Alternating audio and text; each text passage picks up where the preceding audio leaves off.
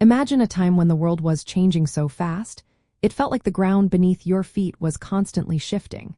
Young people were questioning everything, new ideas were blossoming, and it seemed like anything was possible.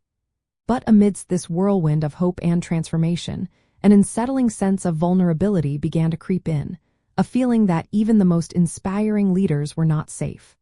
What happened when that feeling became a national reality? The assassinations of prominent leaders in the 1960s, including President John F. Kennedy, Dr. Martin Luther King Jr., and Senator Robert F. Kennedy, profoundly shook the foundations of American society. These tragic events created widespread national grief, fostered deep disillusionment, and led to a pervasive questioning of the nation's sense of security, optimism, and faith in its institutions. They truly marked a turning point in the American story. The core reason for this immense societal impact lies in what these individuals represented.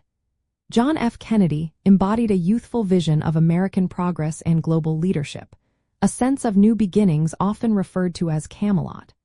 Dr. Martin Luther King Jr. was the leading voice for civil rights, promising an end to racial segregation and a future of equality. Robert F. Kennedy, campaigning for president, offered hope for reconciliation during a deeply divided time. Their sudden, violent deaths were not just the loss of people, but the brutal shattering of national hopes and dreams that they personified.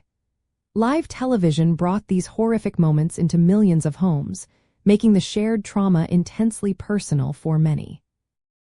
Understanding these pivotal moments helps us connect the dots to many of the social and political movements that followed. The vacuum left by these leaders often accelerated radicalization in various movements, as some felt that peaceful change was no longer viable. It also ignited a greater sense of urgency among activists to continue the work these leaders had started, particularly in the civil rights and anti-war movements.